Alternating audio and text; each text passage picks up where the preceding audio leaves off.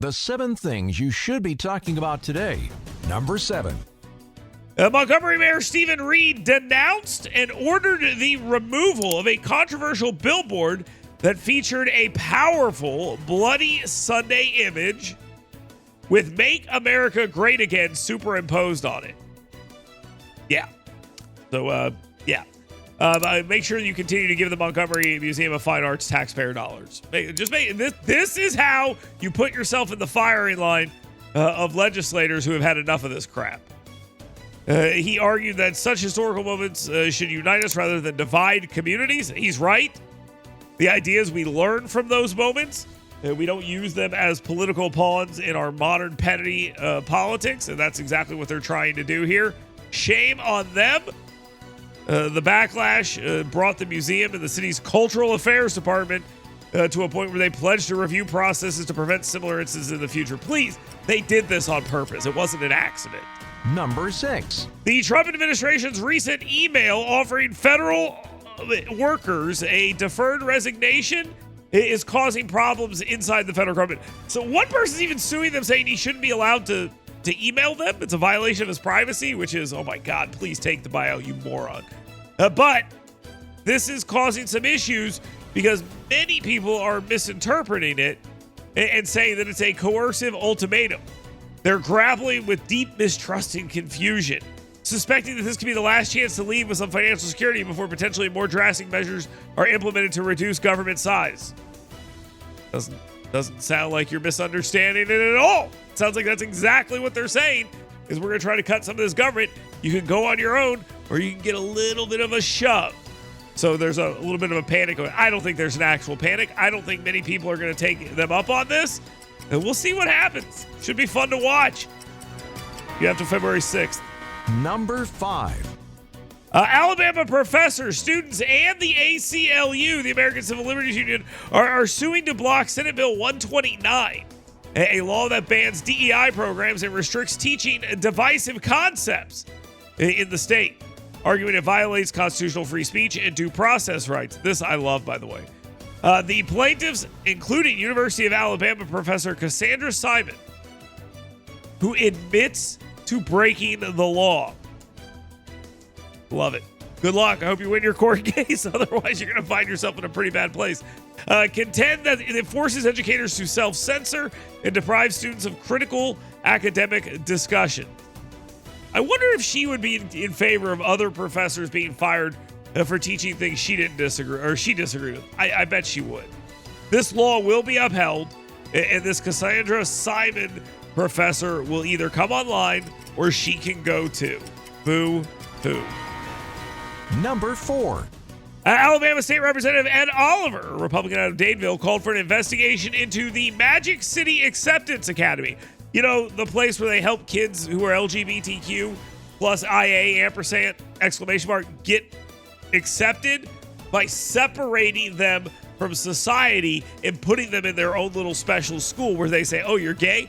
What if you were super gay? Like, maybe that's what we should do. We'd have drag queens and all sorts of stuff. Yeah, sounds like a great idea. Well, here's the funny thing. The school itself probably is a violation of state law. And it looks like they're going after it. And they should. This is a terrible idea. There should not be a gay school. That's just dumb. The state should not be paying for it. And we absolutely are, to the tune of millions of dollars every year for this. Now, I think they're coming for this school, and they absolutely should. But there's going to be a big fight over this, and I'm here for it. Number 3. Protesters in Albertville took to the streets to protest President Trump's immigration policies the other day.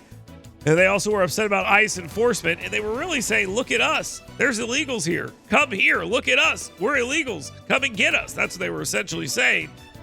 Well, lots of people in Alabama not too happy about this, especially the chants talking about all sorts of crazy stuff about how you can't be illegal on stolen land or some nonsense. I don't get the argument. I've come into your country illegally, but you shouldn't be here anyway, so it's fine.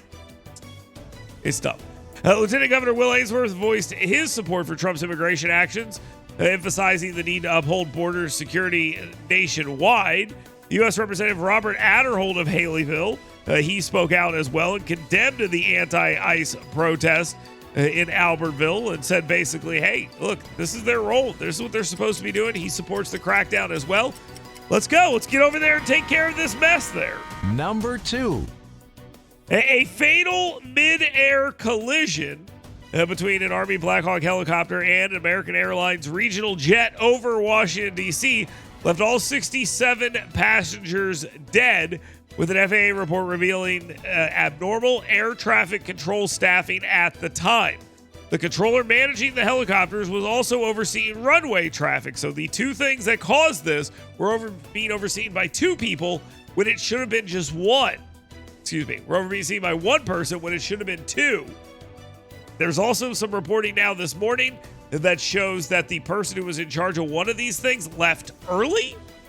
So I think we're finding the issue here is maybe a management issue on that site, but we'll see what happens. Now, the controller who was directing those helicopters was also instructing planes that were landing and departing on those runways. These two situations collided and became a deadly crash. The investigation is ongoing, and it's just a really sad situation all the way around. And now time for the number 1 thing you should be talking about today. But in wake of the tragic plane and helicopter collision in Washington, the ridiculous, unhelpful nature of Washington, D.C. is coming into light. Why? Because the blame game. Yeah, President Donald Trump sparked another overblown controversy by suggesting that previous diversity, equity, and inclusion initiatives at the FAA could be partially to blame. What was he doing? Well, he was speaking very, I would say, off the top of his head, and he was answering questions, something the Biden administration never did, and he was speaking extemporaneously, and I think people took him out of context. Personally, I think he's asking the question, was this the issue? And he said, could be, but we have to do the investigation. This is a controversy, but the blame game is absolutely on. They're trying to do the whole without evidence thing at this point. But there have been pushes to lower standards for air traffic controllers, which, if you ask somebody about this, guess what they're going to say? Guess what they're going to say? They're going to say we probably shouldn't do that. I mean, that's it. That's what they're going to say. We probably should not do that. So there have been pushes to lower the standards. That's true. Now, Trump wasn't the only one out there, quote unquote, baselessly, end quote, throwing things around. Congresswoman Cindy Kalamagar, Democrat of California, blamed his administration for fostering incompetence. It's been 10 days. This is ridiculous. And CNN's Bakari Sellers is now walking back earlier comments acknowledging that politics should not play a role in the aftermath of such tragedy after he got his little hand slapped for blaming the Trump administration and Donald Trump himself for this. And tons of people out there doing that. As the investigation continues, the debate over DEI policies and federal hiring and their potential impact on aviation safety remains a contentious topic and a debate that we should have. We should have a conversation about this. And yes, DEI is an issue. Listen, if you're in favor of diversity, equity, and inclusion, and I mentioned this yesterday, but I'm going to just repeat it again. You are in favor of hiring inferior people for jobs over more skilled people because they are Black, Hispanic, Asian. Well, not Asian. Get out of here, Asians. You guys aren't any good anymore. Black, Hispanic, transgender, a woman, or some other thing that they might have. And in this case, maybe a disability or something along those lines over people who could do the job better. That's it. That's what you're in favor of. And there's no other way to cut it. Now, if all things are equal and you choose the female transgender amputee who's morbidly obese, fine. If all things are equal and you do that. But if you set out to, I'm going to pick something out of thin air that we know is a diversity hire, okay? Ketanji Brown Jackson on the Supreme Court. She is a diversity hire. How do we know this? Because as I've mentioned before, Joe Biden said, give me a list of Black people. Not give me a list of qualified people and I'll pick someone on this list and I picked the Black person. No, he said, give me a list of Black people. That's what he did. So that's a diversity hire. That's how it works. Now, you want to toss that around and use it as an insult on the left and throw it around about almost everyone you disagree with? Fine, go ahead and do that. But the American people know what diversity hires is. Kamala Harris was a diversity hire. Ketanji Brown Jackson is a diversity hire. Those are very clear. So you can pretend you don't understand it. That's on you, not on us. If you'd like to weigh in, you may absolutely do so right now. Talk about the 7 things. Get a question in for 10 with him. How do you do it? 205-545-9950. Get your thoughts in, get your comments in, get your questions in for 10 with him, and we'll continue right here on the fastest hour of radio anywhere on your radio dial. You're listening to News and Views with Dale Jackson.